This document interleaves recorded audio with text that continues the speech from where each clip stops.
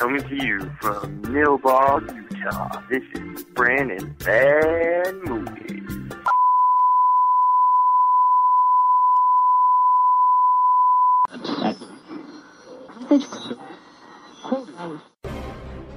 This is a revolution! We are here to save you from mediocrity, so don't expect us to take you down any well-traveled rabbit holes or dig up the same old bones. This is a horse show. By fans, for fans, and with the fucking fans. I am John Rhoades, the madman son of a bitch that's taken up the charge with the fire starter himself. The well-proven, ever-lovable, and oh, so unstoppable, Michael J. This revolution is a call to arms for all horror fans, because we deserve better. And that's why I started this, to give us, the fans, a chance to be heard by the world.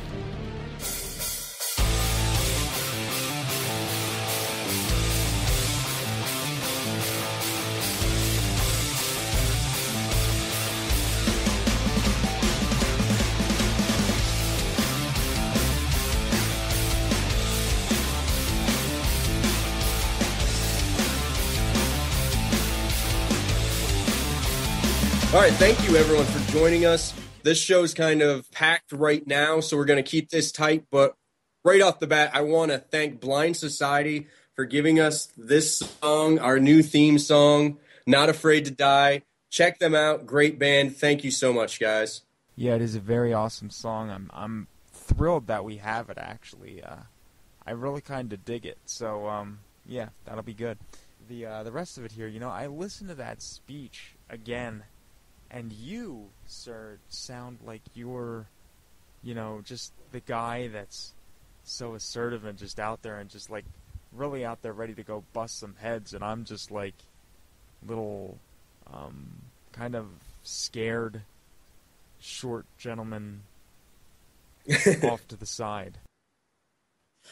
Yeah, see, you say off to the side, and I kind of envision it of you sitting there reading cue cards somewhere. Oh, yeah, it did kind of sound like that, and I mean, my acting is terrible. Ugh. Yeah, I do recall having watched a couple of your movies. Well, so. You poor bastard.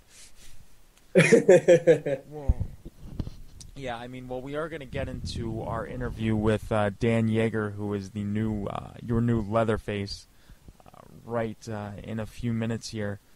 The audio, or not the audio itself, the connection was a little bad, unfortunately, so some of his words may be a little choppy at times. No, I listened to it again. It doesn't really ruin the interview at all. It's just we want to make everyone aware of this ahead of time. Right.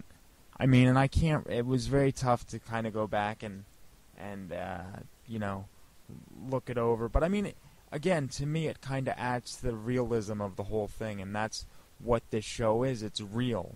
So, we're basically putting you there, in the middle of it, so to speak. All right, well, with that being said, without further ado, we're going to take a break real quick, and then we will be back with Dan Yeager himself.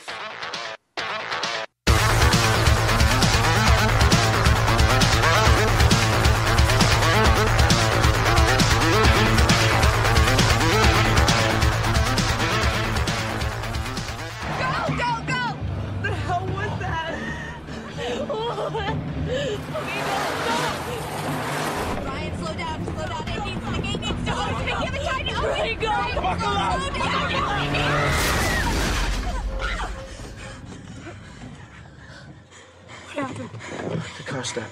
What? Hey, back it up.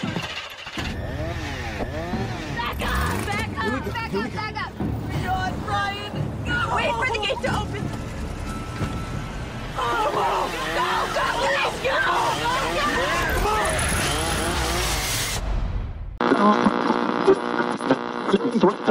All right, and we're back. With us is the brand new Leatherface who just massacred at the box office, Dan Yeager himself. Thank you for coming on, Dan. We appreciate it so much. My pleasure. It's nice to be here. Now, I've done a little bit of research reading up on, and you said that you were a huge fan of the original. So I just have to ask, having been a fan of the original, what was it like for you to put on the mask and fire up the chainsaw the very first time? Well, I'll tell you, as a fan, yeah, it's kind of it's all been a bit of an out of body experience. Yeah, to actually be there in that moment, and to do it, I don't know. I haven't really come to grips with it yet. I mean, it's overwhelming. You know, when you try and conceive of it, it's almost too much. It's too much to ever hope for. And then shoot, it happened. It was incredible. And if anybody ever has the chance, you know, I'd like to put this out there. If anybody ever has a chance to put on that mask and fire up that chainsaw, do it. It's wonderful. It now, really is. I remember Gunnar saying quite a few times that he had a lot of problems with that mask running into stuff. Did you have the exact same problem?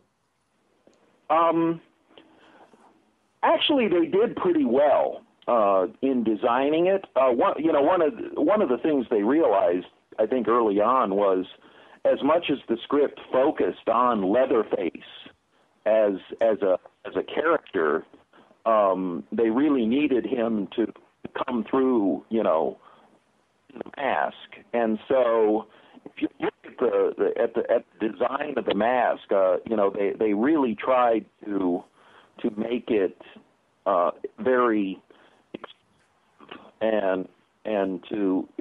I think it was considerably easier to wear than the one Gunnar did most of his work. Now, in the movie, you actually your character stitched the mask on. Now, was that like glued on, or how was that attached? They tie on. Oh, okay, just an under your hair. There's a thong that runs the back and is, you know, both of them. Oh, okay. The one mask you see earlier in the movie actually has a bit of a skull piece to it. You know, so it actually wraps around your head. It's Wait, was that the one where you actually played the younger Leatherface? No, I did not play the younger Leatherface. That was, oh, okay. Yeah, that was an actor. His name's Sam McKenzie, and he's the one who doubles Gunnar. You know, from the archival footage. Oh, okay. That's all kind of mixed together, him and Gunnar, in the beginning of the movie. Oh, okay. All right. Now, you've said several times that you're a fan. So, yes. Being a fan of this franchise, what helped you create your own version of Leatherface? I mean, because in this movie, there's been at least 20 to 30 years that have passed with Leatherface. Yeah. Well, you know, I told this to Gunnar when I met him on set. I said I ripped you off as mercilessly as I could. I mean, I wanted this my version to be, you know, the older version of his. And so, you know, I studied the movie, you know, even more. You know, I probably went back and watched it half a dozen times, you know, looking for the subtleties of his character. And then he's actually given a few interviews, you know, where he talks about the character and who the character is. And I mean, being a fan, that was my number one goal, was to do something that Gunnar Hansen would say, yeah, that's good. You know, so, you know, I studied the hell out of it. And then, of course, a lot of life-changing things have happened to Leatherface in the course of our movie. And so it was really just, you know, taking what Gunnar had created and applying this new set of circumstances, which are really profound and change Leatherface's worldview, in a really fundamental way. And he's gotten older, he's lived a completely different life by the time I get a hold of him. He's down in a basement and he's being cared for by his grandmother, and that's completely different from what he had experienced, before the fall of the Sawyer house. So, I had so much to work with in the script. I mean, it all comes out of the story. Now, you brought up Gunnar. Knowing that he has a cameo, did you actually get to meet and talk with him? Oh yeah. I mean, we were actually, that was a little over halfway through the shooting process, and so I had already done most of my stuff, and had already established kind of my take on it, and then Gunnar and I were actually shooting on two different units. My unit was shooting at night, doing a lot of those things in the woods. Like, I think I was actually shooting that part where Leatherface comes up out of the grave and actually goes down into the grave. That whole sequence was going on at the same time they were doing the Sawyer house stuff. But okay. I made a point of going over to the other set, and I had to meet that guy, and had to try in a fumbling, fan sort of way tell him, how much what he did meant to me. I mean, it was, and it was weird because I mean, as a fan of Texas Chainsaw, I never once considered Leatherface as somebody I would one day be playing, and then to have to go back and get into it. It was an interesting experience. I feel like I have a friend in both Gunnar Hansen and Leatherface now. It's amazing when you get that close to a character. It's weird, especially a character like him. I mean. Now, with your attachment to him and what you just said, I have to ask, there's been a lot of back and forth around a possible sequel. Do you know anything about that? Well, because I know as a fan of this one, I'm sorry, but I know as a fan of this one, I would love to see you reprise that role. Oh, well, thank you. Yeah, the producer has the rights to make a total of 6 movies. That was the deal he made with the creators. And so, there was always the idea of doing more movies. And it's business. If the movie does well in the box office, we'll definitely make more. But that's a business decision. And I'll tell you, I was at a party. Oh, geez, it's a little over a week ago. Well, it was opening weekend, whenever that was.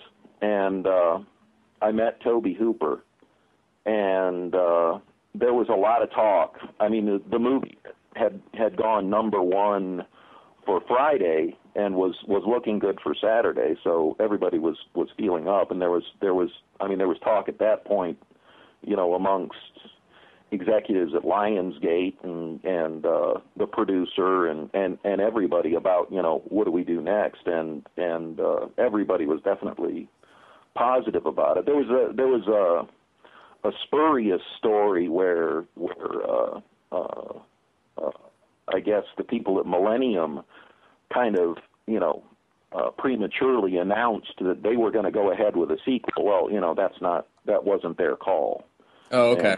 And it had been straightened out in the press, I guess, and but anyway, yeah, the Carl Mazzacone is the sole producer on this movie, and I think he's very encouraged to make another one, because it's done fairly well. It didn't do as well the second weekend, just because of all the, the Golden Globes and you know, the Zero Dark 30 buzz was just incredible. So, you know, anyway, it looks promising. I mean, nothing has been decided. I think they're going to be very careful because, you know, we took the responsibility of a Texas Chainsaw Massacre sequel very, very seriously, and we wanted to make something that you know, was legitimate, you know, that fans would enjoy.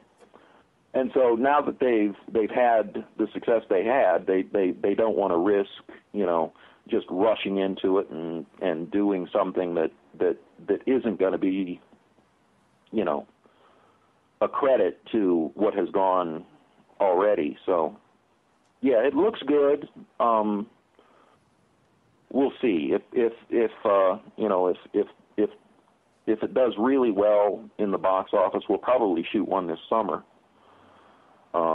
If not, it'll take longer to do it, but I think it will come eventually. Well, I for one really hope so. I went in actually a little bit. I'm sorry. I went in actually a little bit skeptical, but I have to say, by the time I left, I was blown away. Well, thank you.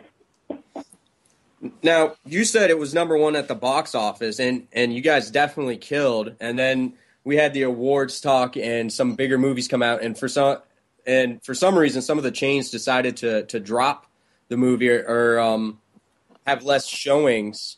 But regardless of that, how was it for you to know that you were the star of the #1 movie at the box office? It was really strange because I have no frame of reference.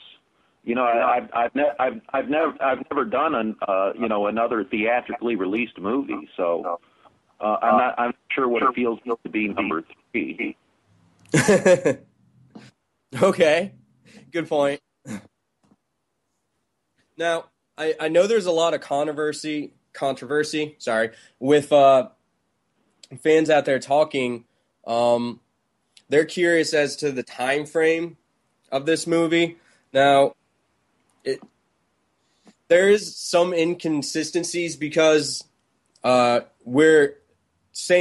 guys are saying that it's a direct sequel from the 1974, but Heather looks like she's in her mid-20s. Can you shed any light on that for us? Yeah, you know, there was.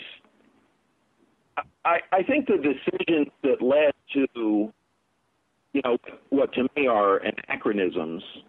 You know, some of the cars, you know, the iPhone and stuff like that. You know, and on you know, Verna Carson's tombstone. I think trying to make a movie that you know, mock audience, largely young people, you know, could really, you know, get into. They just kind of threw the timeline out the window. Really, just said we just want to tell a good story, and you know. Yeah, I think that's going to drive, you know, hardcore, truly obsessive fans to distraction. But they needed to make a movie that would you know, compel as many people to go see it as possible. So I think that's what kind of drove those decisions. Yeah, to me it should be, you know, late 90s. Rather than 2012, but you know, yeah. To me, it doesn't really matter. I mean, I got lost in the film regardless, and I just know there was a lot of talk about that out there, and I figured that since we had you on, we would take the opportunity and just try and clear that up. Yeah, no, it's definitely, you know, something that has caused a lot of conversation, which also may have motivated them. You know, they knew. I mean, if you can't cause a little controversy with your movie, you know, I mean, even if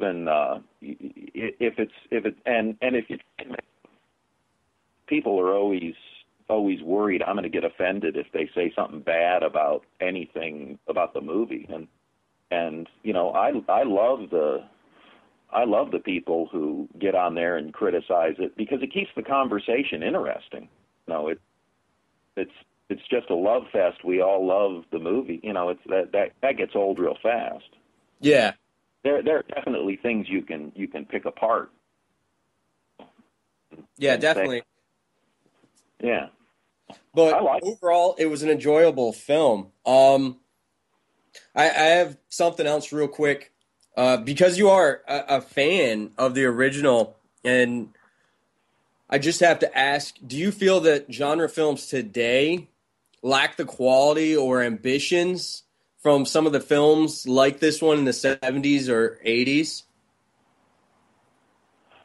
Yeah, you know, scene of later movies, more recent movies is they do tend to overly rely on the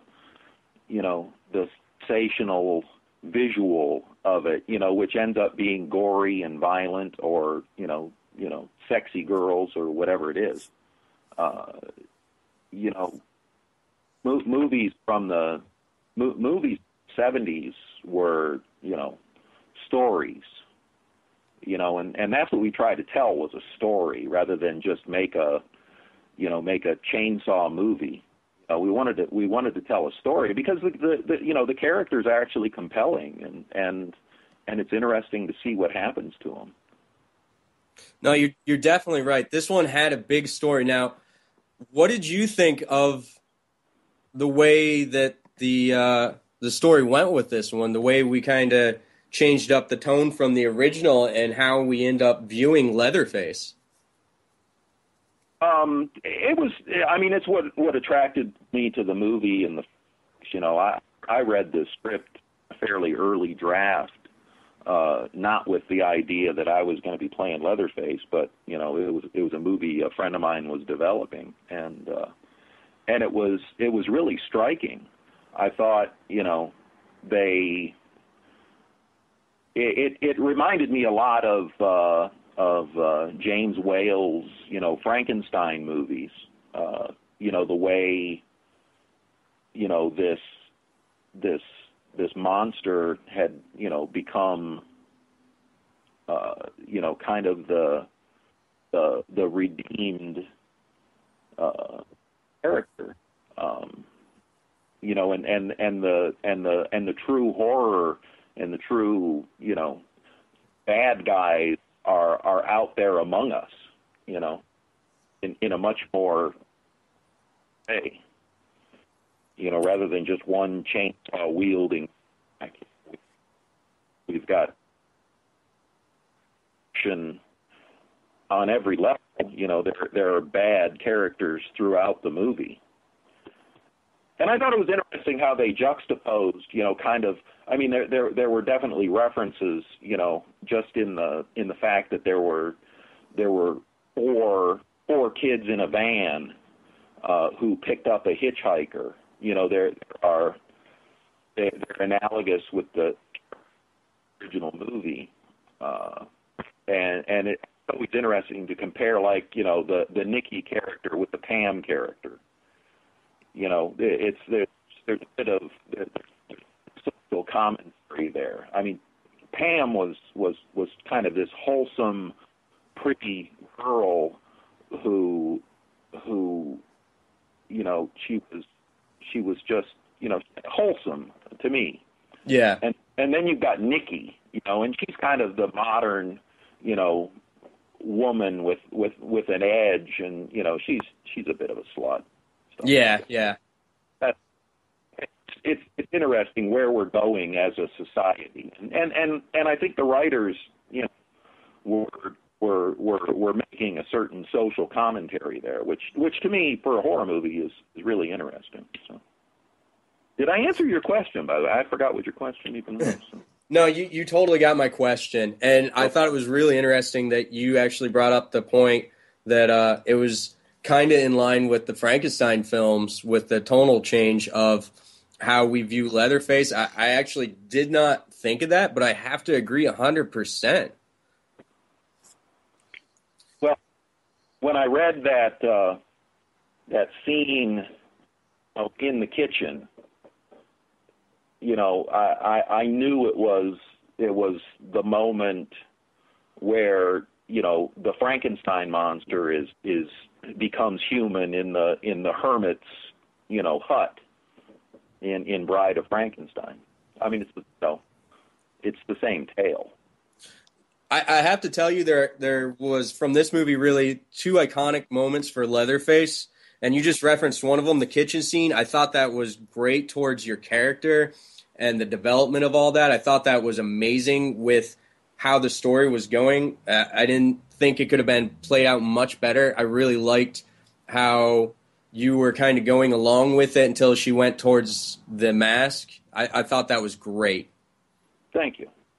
And another one, when you finally got to stand up and fire the chainsaw up at the end in the factory, that was kind of like the hero moment for Leatherface, I felt, and that was really gratifying to get to see that in theaters. I greatly appreciated that. Well, good. Yeah, those were both fun scenes to shoot. And you mentioned references to the original. Now, would you say your kill of the hitchhiker in this one is almost a reference to the first kill in the first one, because the suddenness of it and the mallet being used as the weapon, I kind of feel there's somewhat of a throwback there, but I almost want to say this one was done a little bit better because I actually jumped with this one. Well, that's also the power of high definition 3D cinema. Yeah, it helps that there's the sudden shift and all of a sudden Leatherface is jumping out at you with a mallet and it's in 3D. Yeah, that's kind of startling. Yeah. No, there are a lot of stylistic references in the movie. The director is a great fan of. I know he loves Hitchcock, and he also I think has an affinity for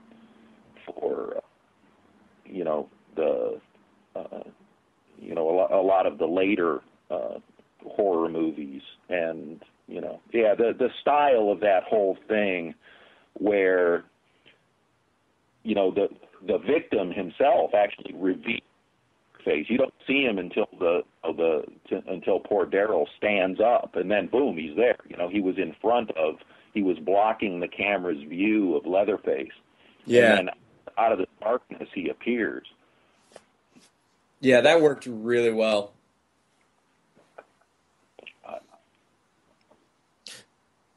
Now, Dan, part of our show is that we're interactive, and we try and give fans the chance to actually interact with their stars, their favorites, and we have somebody on the line right now that would like to speak to you. I believe we have Shannon waiting to talk. Yes, hi Dan. Hello, Shannon. I'm Leatherface. So, Shannon, you had a question for him? Yes. I was wondering, has many women ask you to wear the mask as you do? No woman has ever asked to wear the mask. I'm not sure what you have in mind. But okay, thank you. I got to say, I wish I had that mask. Oh, they didn't let you keep it? No, they're locked up somewhere. I don't know, in safekeeping. I'm hoping they're preparing them for the next one. Yeah, actually, the one thing I get a lot is when I meet people and they find nobody ever recognizes me, of course, because of the mask. Yeah. But they find out who I am and what I've done. Guys especially will ask me if I'll take a picture trying to kill their girlfriends. And there are a lot of pictures out there where I'm fake choking girlfriends for guys. It's And an the saw. interesting. Pardon? The saw is family. So you definitely could get some pictures with the saw too. Yeah. Oh, I wish I had those chainsaws too. Thank you. Now, thank you very much for coming on, Shannon. Thank you. You guys have fun. Nice talking to you, Shannon. Thank you. Very nice talking to you too, Leatherface. Thank you, Dan. Thank you. Now, we had a couple other listeners that weren't able to call in due to scheduling, so I actually have questions that they wanted to ask lined up. Are you fine with me just going down a list of some of the fan questions? Sure. All right. First off, we have a question from Justine. She writes, did you get hungry filming the first kill where you bash in the hitchhiker's head? Yeah, no. Actually, that the process of shooting it is vastly different than watching it. Doing it, was, that was pretty easily. It took a lot of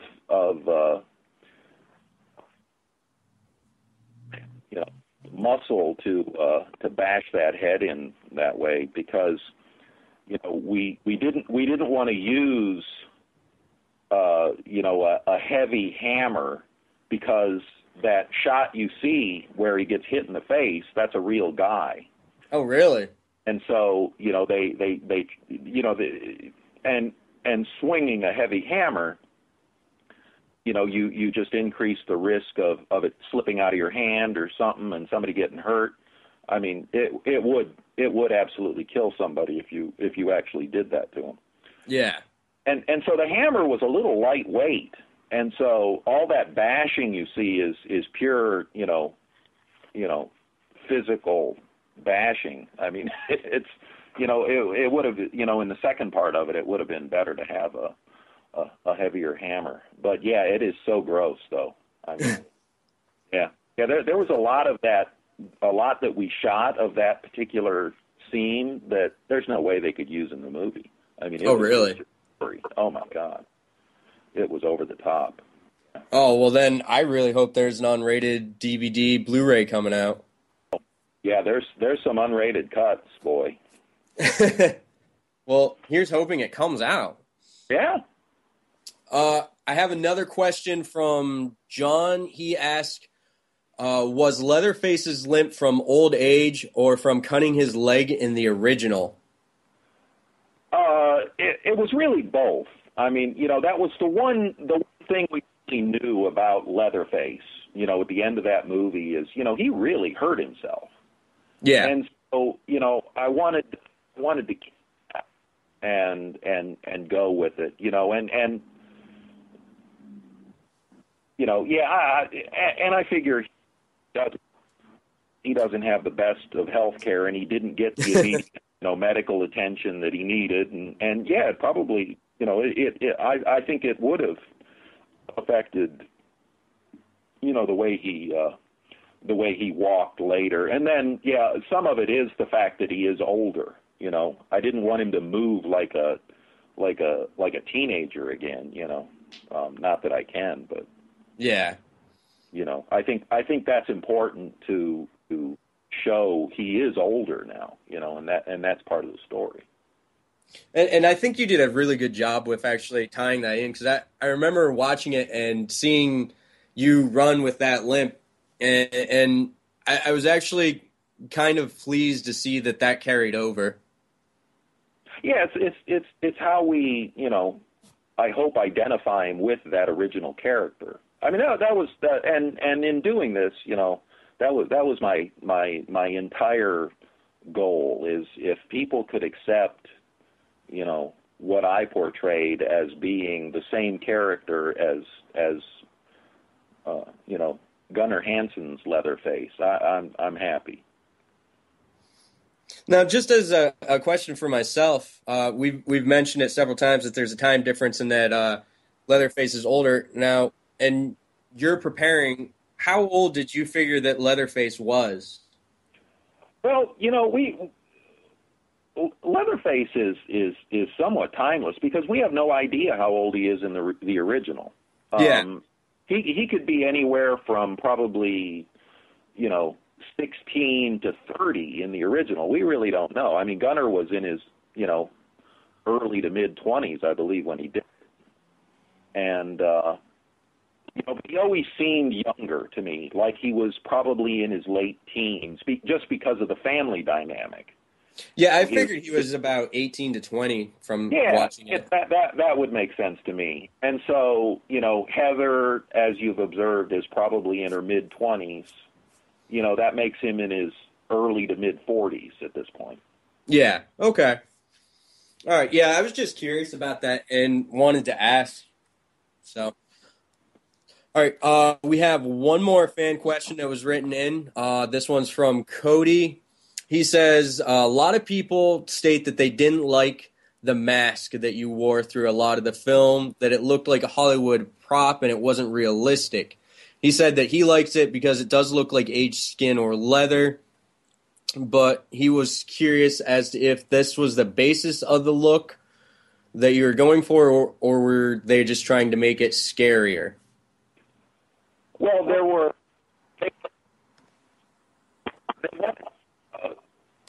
really make something that just looked old and worn, something that he had worn, he damaged, and he tried to fix. And, actually none of us really knows what happens to a mask made of human flesh. Yeah. After 20 years. But he, the first mask is, kind of like almost his house slippers, It's the one he's always worn. It makes him comfortable. He's he doesn't wear it to be scary. He wears it because that's the face he's comfortable with, putting out to the world, which in this largely, the world is very isolated. He's living down in his basement, behind a door that he uses when he opens. Yeah. And only one other person ever had the. We suspect that he had gotten out of the house a few times, over the intervening years, and that's how he found out what happened to his family. His grandmother probably tried to tell him a certain amount, but by the time we meet him again, he's had a good long time to stew on what had happened, and to formulate his opinion about it. And that's one of the interesting things that I think came out of the script is now Leatherface has, an opinion. He didn't necessarily have one, or wasn't allowed to have one in the original. He was told what to do. But he still expressed himself in some interesting ways in the original, with his choice of faces that he would put on. Yeah. And I did really like that about this one, how Leatherface was making his own decisions and kind of like his own man, how the dynamic completely changed with him from being kind of the controlled ogre that was almost like an attack dog to now his own person. Yeah. Yeah, but he basically grew up in those intervening years. He became, an adult. He's still developmentally, stunted, but he's no longer, the childlike, the childlike character that we saw run to that front window, and worry who else was coming and what was going wrong and why were these people in the house. He was seriously, worried about that. but you know, there are some cues to who he really is. You know, in the kitchen scene, you know, when he's making dinner, you know, he's a genuinely, I think, loving person under all that. You know, I love the scene where the hitchhiker and Leatherface go upstairs to get Grandpa, and when they bring him down and they set him up in front of at the head of the table, you know, Leatherface pats his head and he kisses Grandpa on the head. You know, I mean, he's really you know, there's a human being under there. Yeah, and that's what I love about the character. And I think you did a good job of portraying that he was a human being and not just a mindless killing machine. And I want to thank you for bringing that to the character.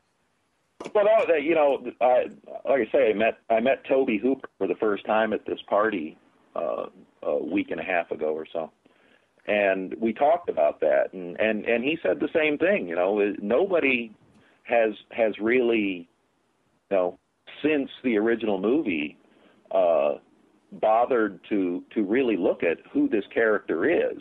You know, they always took the superficial, you know, monster with a chainsaw who will come and get you kind of thing.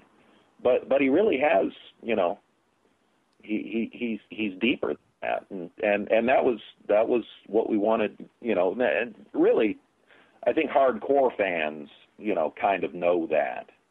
You know, at least of the original. The you know, the later sequels, you know, kind of just dismissed him as this you know, he functioned as the monster in the stories, but he was made a bit more of a superficial character that way. I thought in the remake and the prequel, you know, they plumbed the depths of his character a little bit, but always went more for the monstrous rather than, you know, the human, which, you know, well, as it turned out, Tobe Hooper agreed with our take on it, so I was happy to hear that. Well, having said that, what did actually Tobe have to say about this new movie? He's thrilled. You know, I mean, he was, I think he was totally blown away. He said somebody finally got it. Somebody finally understood, you know, that family that he had created. And, you know, I told him, you know, I always felt that Leatherface always acted out of fear. He's afraid of the world, and so that's what really motivates his violence, because he is violent. And yeah. And he said, yeah, that's it. You know, he's you know, he's a scared little boy. You know, in the original, and now, you know, we've added some additional, you know, well, we hope we've brought him into adult. Yeah, no, Tobe couldn't have been more generous with his compliments. I mean, we talked, and I felt like an idiot because, you know, I mean, just gushing over this guy who I've admired his work all my life.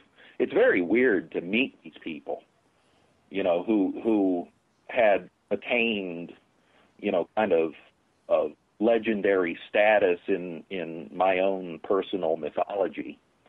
You know, it is hard to kind of accept that they're just people walking around and, you know, creative and regular people. So I was a little gushy. But anyway, when we finally had to leave, it got very late, and I was saying my goodbyes, and I went up to Tobe and thanked him again for, you know, everything he had done, you know, to help us make this movie, creating the original, and he, you know, he reciprocated, and, thanked me for doing it justice. So that was a very rewarding moment to me. And he said, I shook his hand and he said, "I've got to hug you." And he's just such a genuinely nice guy. That's cool. I think he's glad that somebody finally really respected his work, in this particular, something that he wasn't used to, unfortunately. Now, with you having said, you were gushing over and trying to get to understand that these were just people, is there any conventions or anything for you coming up where you'll be with these people and fans will be able to meet you? Yeah, I think they're booking stuff now. There are a few things in the works. I'm not sure who all is going to be where. I'm not.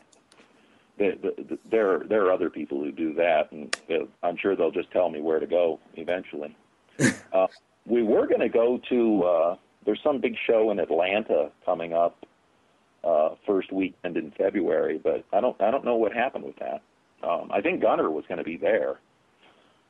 Oh, that would be amazing to get to meet both of you. Yeah, I'm sure that in the office. I do believe we're both going to be at.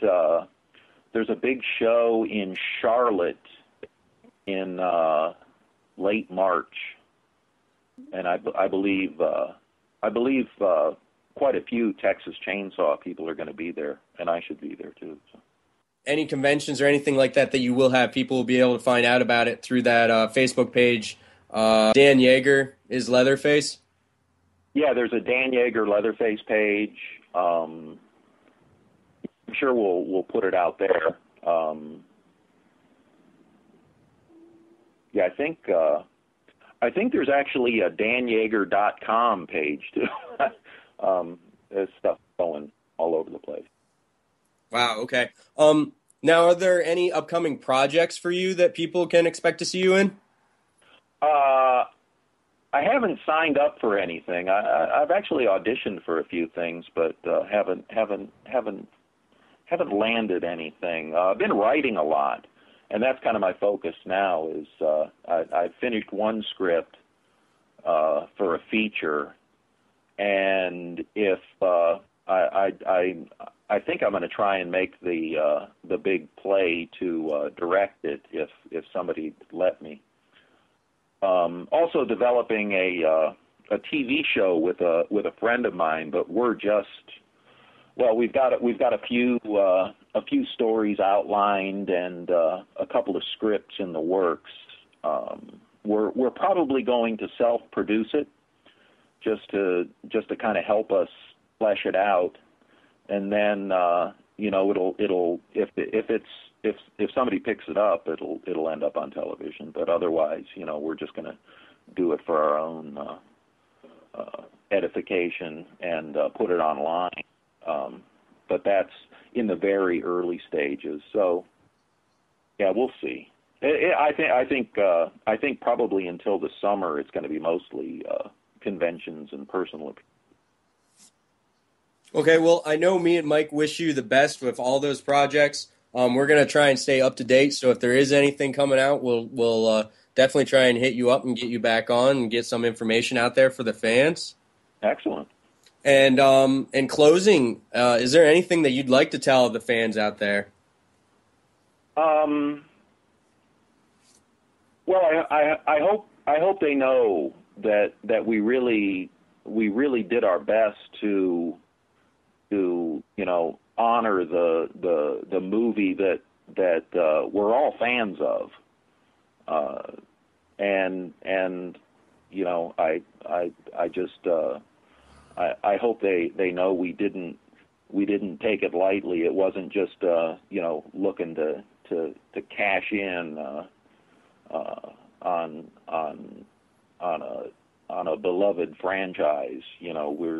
We actually tried to make a legitimate sequel. So yeah, and I've gotten it's really almost it's very overwhelming, just the the outpouring of support that I've gotten from fans. I mean, horror fans are some of the best people, which kind of surprised me because I was never really into the whole horror convention scene. But in meeting people who really follow horror, there must be something about horror that just attracts good people, because it's been nothing but and thank everybody for being so generous to me personally. I mean, it's I'm almost speechless here, as you can tell. Well, Dan, thank you very much for making this great companion piece to the original. Thank you for coming on, and we really appreciate this. Thank you so much. It's been a pleasure. Thank you, guys. We wish you all the best. Take care.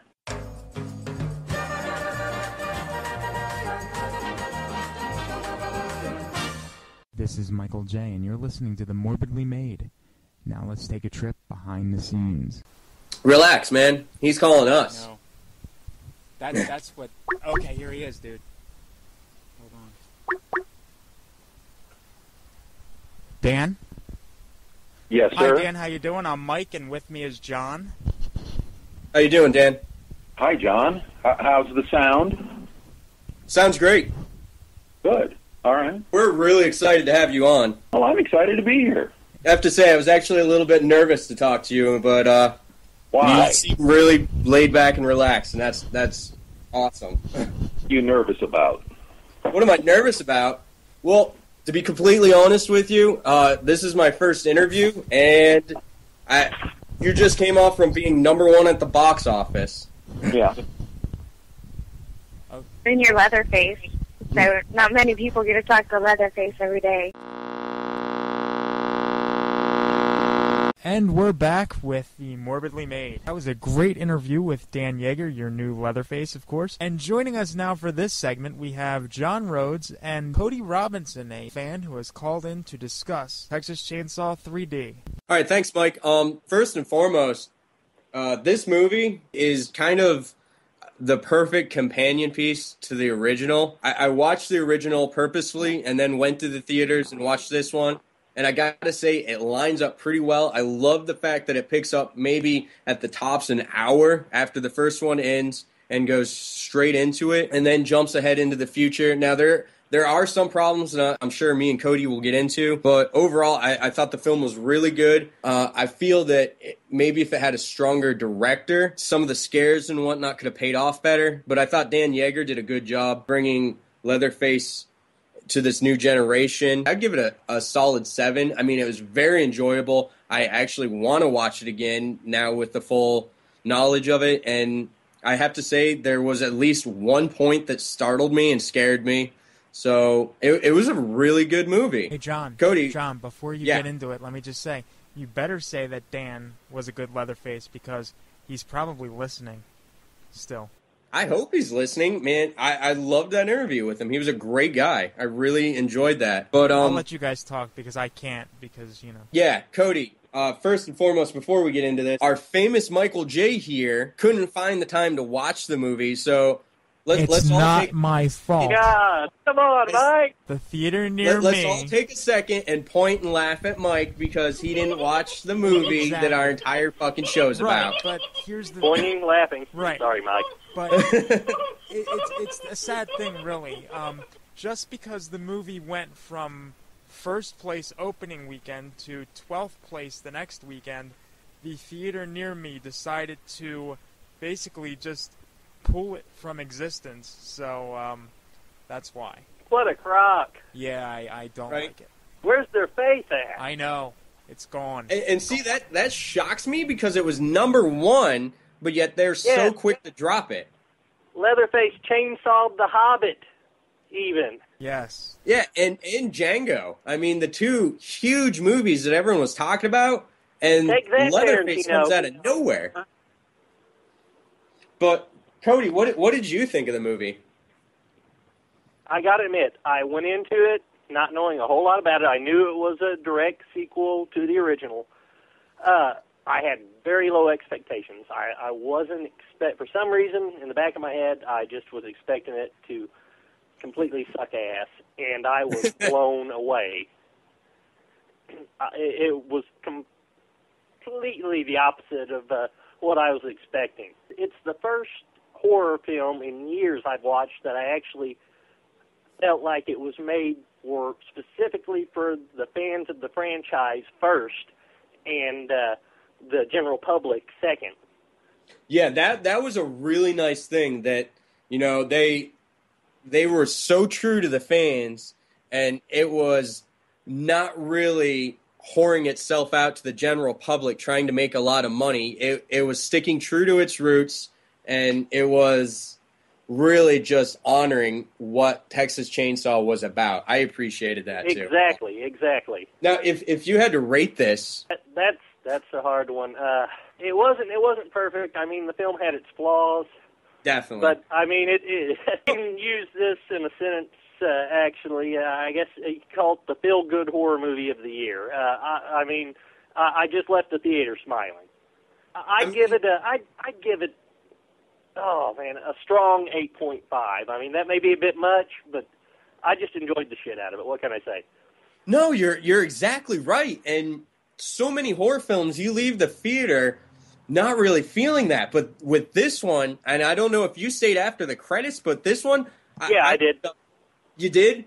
So yeah. I ended up leaving happy, gratified, and just really fucking thrilled about that. I mean, they did such a good job with that. And the weird thing is that it doesn't really stay true to what the original was. And when I say that, I'm talking about like the tone of the movie, because the first one was so dark and bleak and about the family and how there's really no chance of escape and how morbid these people are. But then this one completely shifts, and you get to learn more about Leatherface. You get to kind of understand him and actually sympathize for him and understand his motives. And fuck, by the third act, you're rooting for the guy. Yeah, hell yeah. I mean, I don't know about you, but when I was sitting there and he stands up after getting beat down and half strangled and everything, and he stands up and he finally fires that chainsaw up, I almost got chills. I kind of wanted to stand up and just be like, fuck yeah! Yeah, I mean, and the direction the film took like that, making Leatherface the hero, basically, in the third act, I mean, I didn't see it coming. I mean, the movie kept me hooked from start to finish. It was a little slow in the beginning, I thought, after they got past the original footage part, and in the present day, but it just had a good pace to it, a good story. I really liked that they did something different with it and didn't try to make the same movie over and over again. I mean, you're always going to have your critics, fans, that they want the same movie every time. And that's one thing I found just from what I read, blogs I've read on this film. You know, there's two types of people for this film. There's those of us who really love it and those who hate it. There's not a lot of in-between people on it. No, you're right. And I think a lot of what that is so many people go into, like, almost like it's sacred and it can't be changed. But the people that made this movie really respected it, but also wanted to put a whole new spin on it. Yes, they stayed true to the character, but gave us something new, gave us a new story, you know. No, they totally did. And I actually respect that, because now with this, as I'm going to consider it the original franchise of Texas, I respect that they did something completely different with the killer. We haven't seen it with any other one, really, of the big ones. And I thought it was amazing what they did. It was something that I didn't see coming. I didn't really expect.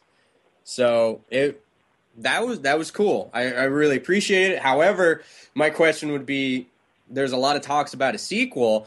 I really don't know where you can go with a sequel from that. Well, it's not really where could they go with a sequel from that, I don't think. It's how could they make a sequel that build on that same story and have something that was on the same level as that.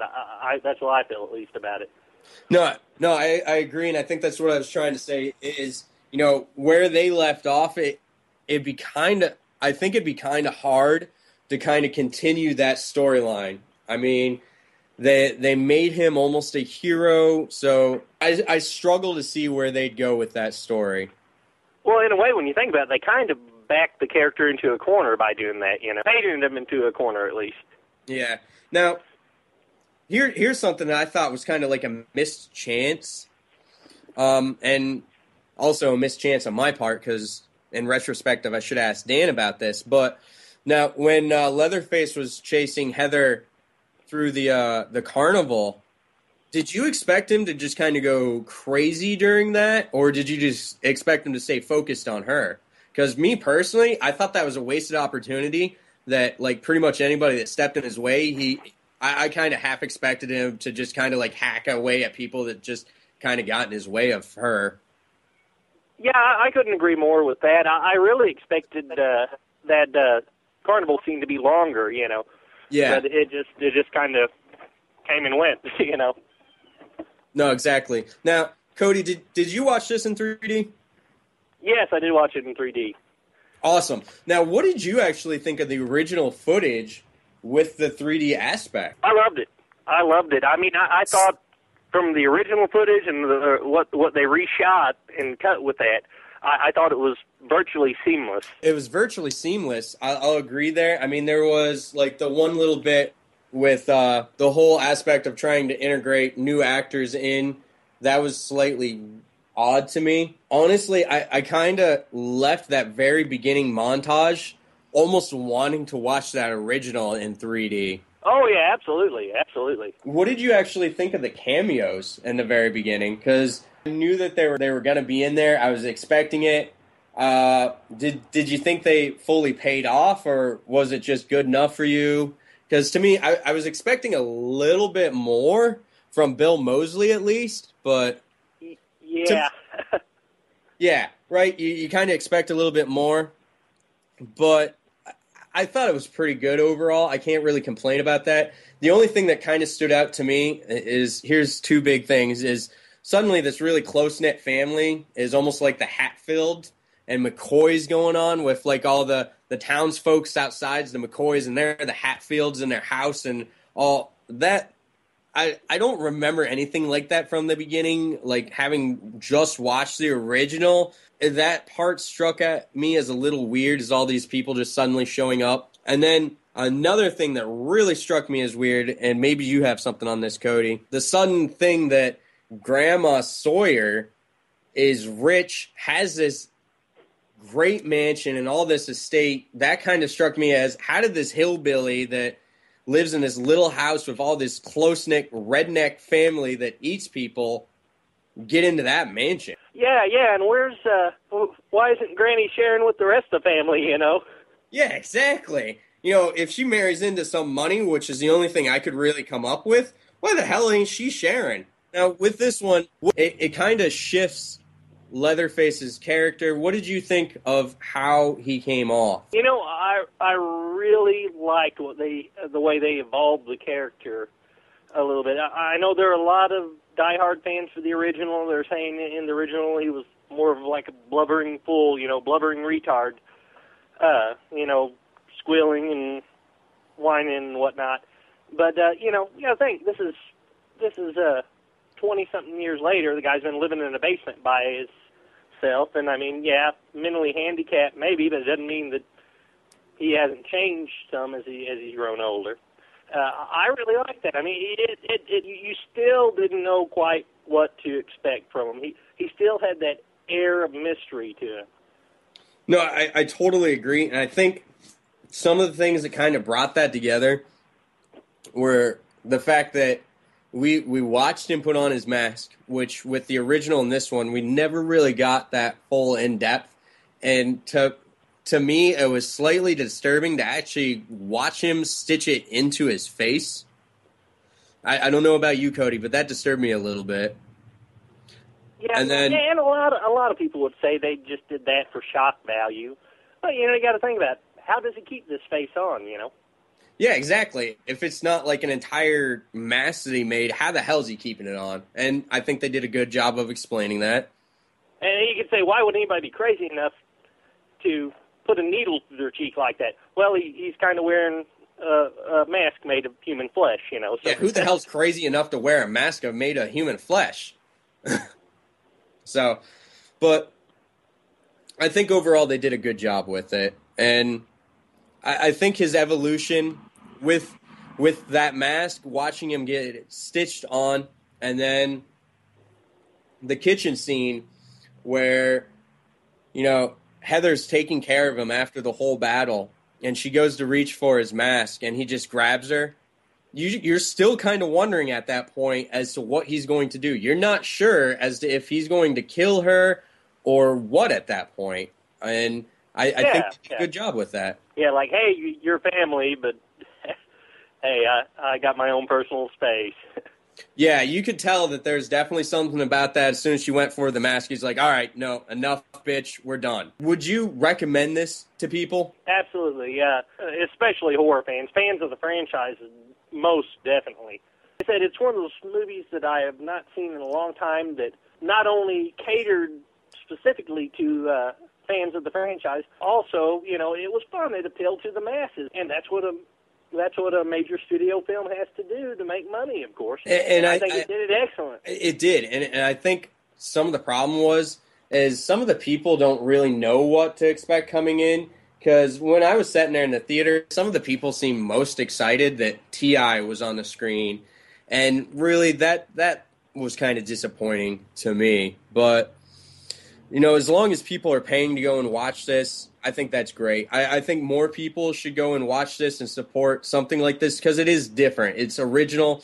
And as a horror fan, that's what we want. We don't want the exact same crap. At least for me, I don't want the exact same crap. I want more stuff like this. I wouldn't mind seeing a Friday the 13th that ignored the remake and kind of continued from the original franchise. Oh, absolutely. And I hope that this film helps get the ball rolling on that with some of the big franchises, you know. Not to say, I'm not saying I don't like all the remakes. You know, Texas Chainsaw Massacre remakes. I like the remake and the prequel. You know, I didn't think they were stupendous. I thought they were more artsy and done to appeal to the public in general. I would love to see more sequels, and I think they can really bring some of these franchises back that have kind of went in the gutter, you know, some of the major franchises. I don't think they're too far gone. All it takes is good writing, good direction, you know. I know, just good writing, good direction, you know, that's all it takes. But you know, they need some good studio backing, and I think the sky's the limit. I'm going to be a little honest here, and Mike, this should probably allow you to come in, and this will allow some people to make fun of me. I watched this, and I rated it. We've heard how much I liked it, but here's the thing. Given the choice, I don't like the originals. The first movie is all right. I mean, I'll watch it. I've seen it probably 3 to 4 times. It's not that great. I'm not going to go back to it. The sequel, I didn't like the sequel at all. The third one, I didn't even bother with. And I think I saw the fourth one on HBO maybe once. The original franchise, not that huge of a fan of. The remakes, I actually love the remakes of Texas Chainsaw. I think that they were really well done. I think they were scary and suspenseful. But this movie, I really like. I don't know what that says, but I figured I'd give Mike the chance to actually come in here and make fun of me a bit for, once again, liking a remake. Yeah, because you liked the Nightmare remake on the pilot, and sorry, but you're an idiot for that. No, let's get down to business here, Cody. I don't know how you feel, but I enjoy Texas Chainsaw, the original from '74, and I know that I'm going to get crap for it because I did on the Skeleton Crew that I like Texas Chainsaw 2. Nobody else does apparently, but I like it. 3 I thought was a decent effort. It's not my favorite, but it's still decent. The Next Generation, the 4th one, was a pile of garbage that I cannot stand, and I own it only because I'm a completist and I have to have the set, but I watched it maybe once, and that's it. The 2 remakes I enjoy, well, the 2003 remake I liked, the 2006 prequel I also liked. I loved the ending of Texas Chainsaw the beginning, because the way that it ended, the bad guy won, and you don't see that in movies often. And you didn't see it coming. No, not at all. And that's what I appreciated. But I'll freely say, I think part of the driving force of me preferring the remake over the original was I watched it in theaters. I watched it on the opening weekend. It was packed, and it was one of those experiences in the theaters where a surprise happens on screen and you have girls all around you screaming, guys gasping. Of course. That really adds to the experience, too. Of course it does. So every time I watch it, I kind of remember that. So I really think that's part of the driving force. It's the nostalgia factor. That's all it is. So how do you feel about it, Cody?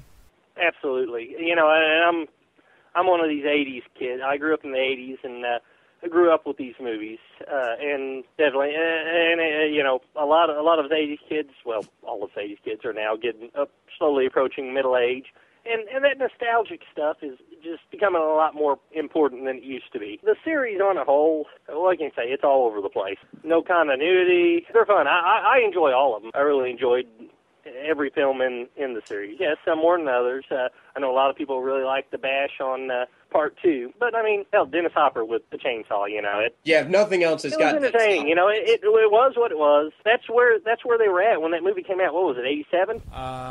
86 for part 2, I think. 86? 86. Yeah, and that's where you got to think of a lot of the horror movies. And you know, that's around the time that Nightmare on Elm Street started getting real campy. You know.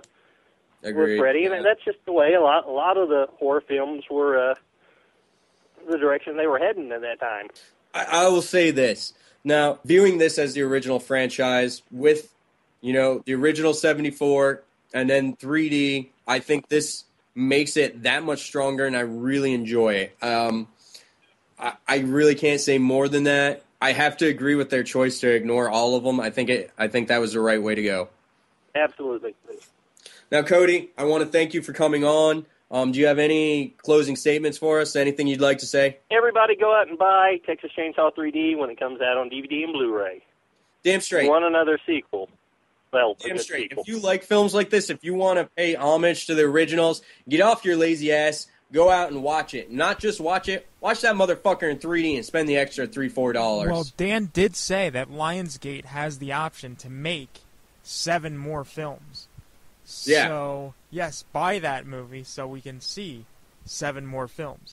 If you enjoy this one and want to see the story continued, it is up to us, the fans, to make sure that happens by supporting this film.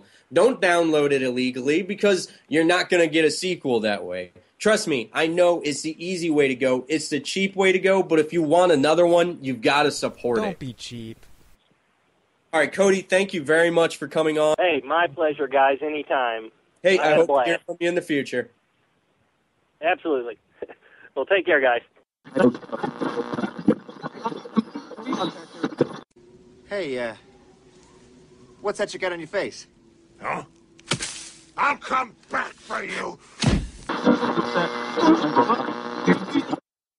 Well, that was a hell of a segment, wouldn't you say so, John? Yeah, well, I'm back. I'm good now. I took a little bit of time. I splashed some water on my face. I'm better. I'm good for this. That's good. Wow. Okay. Yeah. Yeah, that was good though. I will say that. All in all, it was good. I think you and Cody had a lot of fun, and I enjoyed giving my thoughts on Texas Chainsaw Massacre 1 through 4 and the 2 remakes. Because I couldn't see the other film, unfortunately. I first and foremost want to give a special thank you to Avery McReynolds, who was very instrumental over the past few days of helping spread the word of the Morbidly Made and getting us a lot of new likes via Facebook and such. So I just would like to thank him a lot. And John? No, I definitely agree with you 100%. Avery has proved himself to be a true friend of the show. Oh, most definitely. And then we also want to thank Dan for calling and taking the time to talk to us. We want to thank Shannon for calling in and asking Dan that magnificent question. We want to thank Justine, John, Cody wrote in a question for Dan, and everyone else, I mean, there was a couple other people that showed interest in it, and we just didn't get questions or whatnot. And if you did try and submit one and it got lost in the mix, I do apologize. And you know what the sad thing is? I woke up this morning to an email from someone who had wanted to take part in the whole Dan Yeager discussion, and I had to reply to her and say, we already recorded, so... Yeah, that's unfortunate, but anybody that wants to get involved, just stay tuned to our Facebook page, anything like that. We will try and put out as much information on that as we can. And also, just so everybody knows, if you have a question, a comment, a topic that you want discussed, you can email us at themorbidlymade@gmail.com. You can message us on our Facebook page, facebook.com/themorbidlymade, or you can leave us a voicemail at 215-240-7839 anytime. Exactly. And one last thing that we want to put out there, since we try and stay interactive all the time, one of the segments we wanted to give a shot was the Contagious Movie of the Week, which is simply a movie that one of us will pick, and we're going to leave it up to the fans if somebody wants to throw out an option there too. And all it's going to be is that we'll try and watch it throughout the week, and then we will discuss it at the beginning of the next show. And any fans that want to partake can call in and leave messages or send us messages with your thoughts and opinions on the film. So our first film for this week was one that I picked. It is available on Netflix Instant for anybody who has that. It's called Rites of Spring. I had wanted to see it for a long time, and this is my excuse to watch it now. So, all right, there we have it. So anyone that wants to partake, please watch The Rites of Spring and give us a call. Let us know what you think, or send us a message. Yes, and we will be back next week with an all-new show, and since it is kind of fan interactive, we really don't know exactly what that's going to include, but please stay tuned to Facebook, and we will have updates within the next few days. All right, thank you very much for everyone that joined us and everyone else that's listening right now. We will see you next time. Later.